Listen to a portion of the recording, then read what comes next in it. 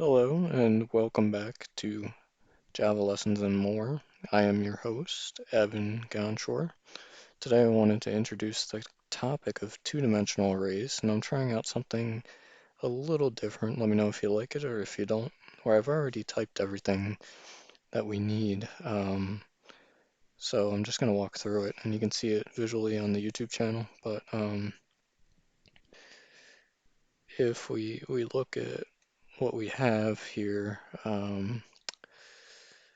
basically what we've got is we got our usual setup, and you can see that um, over on the YouTube again, or in any of our past lessons.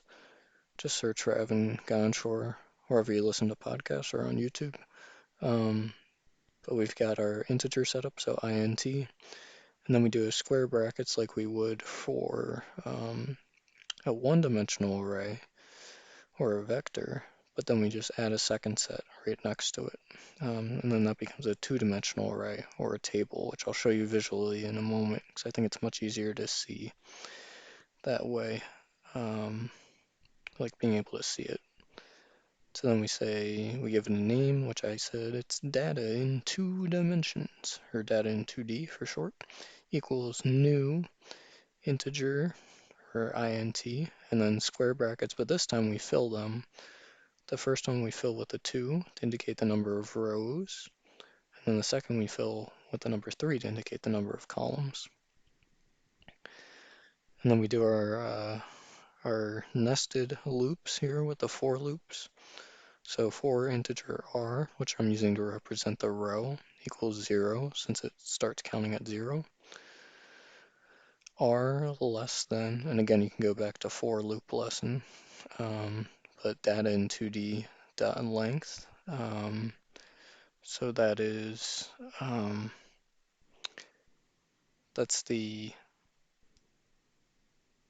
number of rows, and then r plus plus, and since it starts at 0 instead of 1, that's why we say less than rather than less than or equal to. And then we do the same for the columns. For int c equals 0, c less than data in 2D. I forgot you're supposed to do square brackets with r in the middle to represent for that given row. Get the number of columns, then c++, and then we fill data in 2D for the given row and column with r plus c just to help kind of show it visually again. I think that'll help a lot. And then we do another nested for loop down here, which is the same setup, but we're just going to print out what's in each thing. So if you understood the first one, don't worry too much about the second one, other than the fact that I just added square brackets to make it clear that we're printing out with just a print as we traverse across the columns. And then we do a tab, and then coming outside of these brackets, you see that we want to print ln. So we're going to come to a new line. So let us go ahead and try to run it. Hopefully it'll work.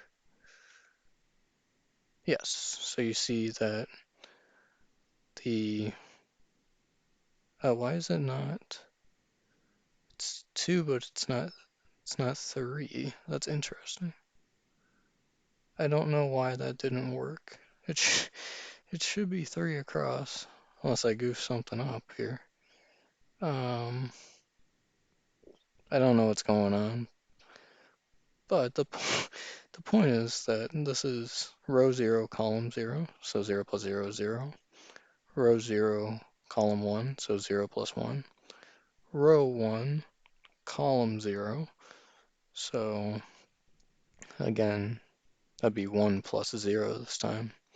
And then row 1, column 1, which would be 2. So again, we get our two-dimensional arrays. I think I know what I did. I left out the row here. So if we run this one more time, I think you get the idea, so I don't have to say kind of what it is. But I just want to show you that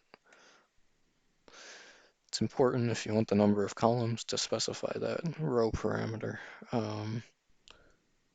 But yeah, that should be it. Oh, I see now we have run arguments up here, which is probably where I was supposed to insert that, the args for this. Maybe we could come back at the end and play around with that. But I think that you kind of understood, and it's pretty rarely used. And you can also specify them, I think, outside here. But anyway, thank you very much for tuning in. I appreciate it. Hope you're learning something. Hope it's helpful. And definitely leave me your feedback and your thoughts. And hopefully, we'll see you with another lesson again soon. Sorry they haven't been super regular. Things have been kind of busy lately. But thank you for your support.